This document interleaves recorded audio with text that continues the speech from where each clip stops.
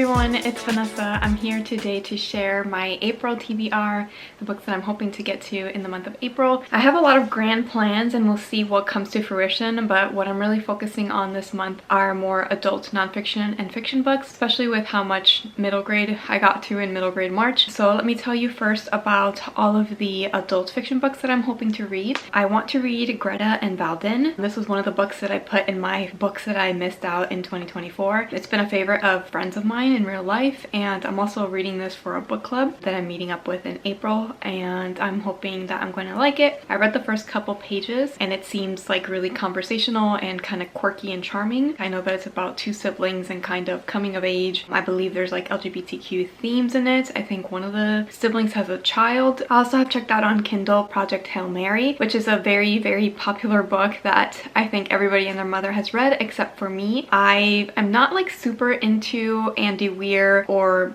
science fiction in general, but I thought, you know, like, let me just try this one. Again, that's what I'm trying to do this year, to go out of my comfort zone in adult fiction, to try to find my niche, to try to find more favorites. I had to wait a long time on hold for it on Libby. It's now arrived to me. The only really sad thing about this is that it's only an Audible exclusive, so I cannot listen to the audiobook through my library, which you have heard me talk about ad nauseum on this channel about how much that I detest that, and that makes me angry.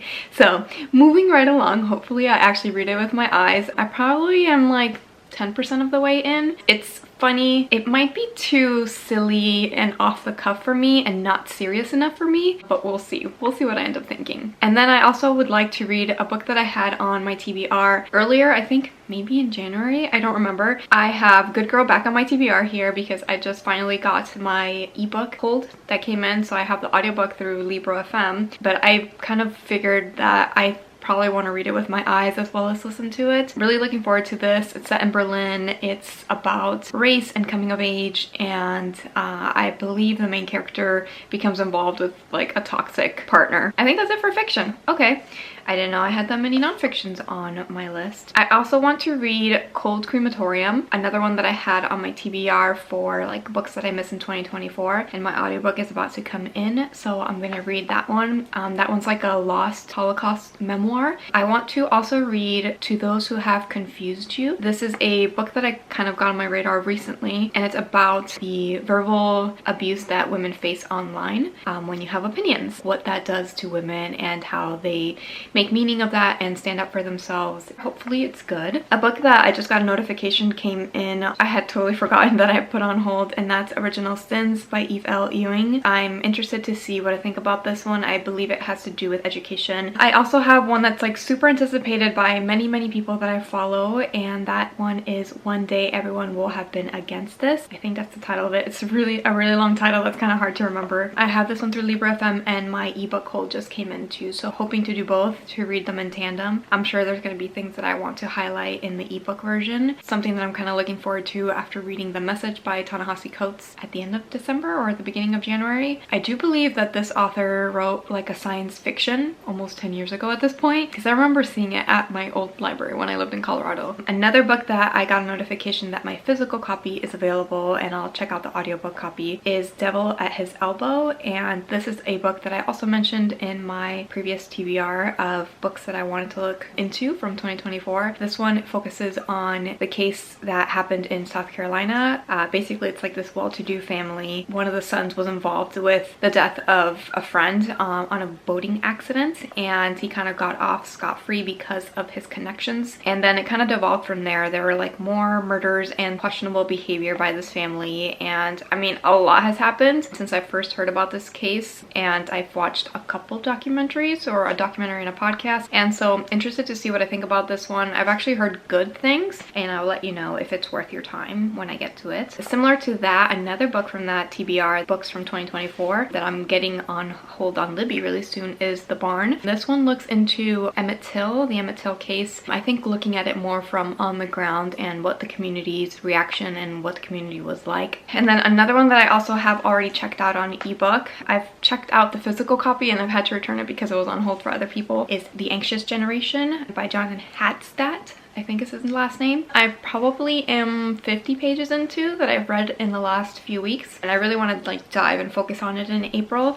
And this is looking into basically the generation a couple years after me. The 50 pages or so that I've read is making me really grateful for the time that I grew up on social media, because I feel like it happened right at my coming of age, but it didn't do the effects and it isn't what it's like now. And so the author of this book is arguing that Gen Z is facing a lot more inner turmoil and mental illness and just disruption in their lives because of social media. Such a new thing that I don't think that the data is like 100% there. But so far he is making an interesting argument that I think is valid in many facets, in many ways. Another thing that I'm really interested in doing and trying out in April is starting to read the shortlist for the Women's Prize for Nonfiction. I did make a video about the long list and what books I thought I would be interested in reading from the long list just by reading what they're about. Since then, I've watched a lot of videos of people who have been reading the long list. In particular, Louise, who I'll link down below, has had really interesting, insightful videos about the long list,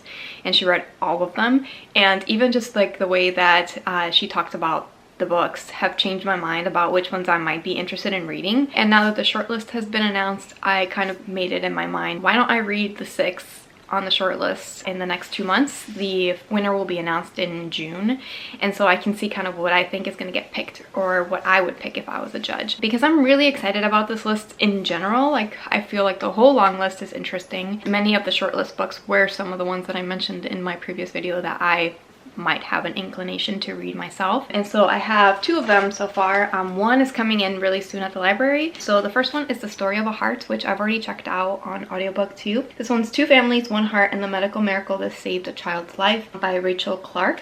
And this book features 2 families. One child from one of those families loses their life, and they use her heart to help another child who's facing medical difficulties. And it's about the bond of those 2 families together. This was definitely one that once I saw it on the long list and I read what it was about, it was one of the ones that I was like, yes, I would read that. So here it is. It's actually shorter than I thought that I would be. Interested to see what I think. And then the other one that I already got because it was already available at the library is What the Wild Sea Can Be, The Future of the World's Ocean by Helen Scales.